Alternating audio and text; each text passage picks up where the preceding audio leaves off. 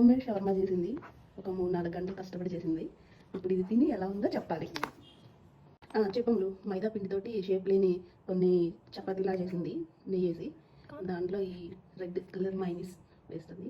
బయట తిని దీనికి షవర్మా ఎలా చేయాలో కూడా వచ్చింది. తన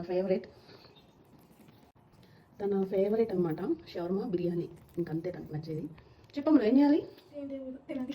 తింటాలే నేను.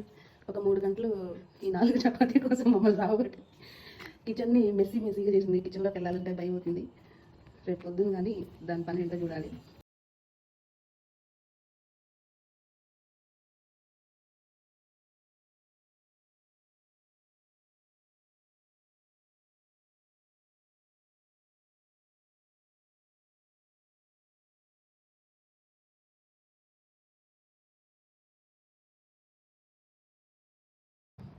పైన కొంచెం టమాటా కెచప్ వేసుకోవాలి. అది క్లోజ్ చేయాలనుకుంటుంది కానీ అది క్లోజ్ అవ్వదన్నమాట.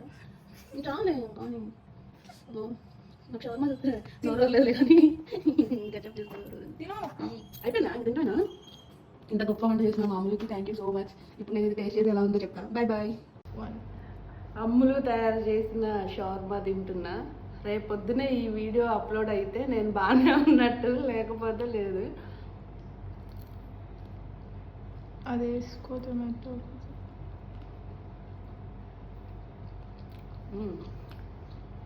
పర్లా ఓ మాదిరిగా ఉంది. సూపర్గా లేదు.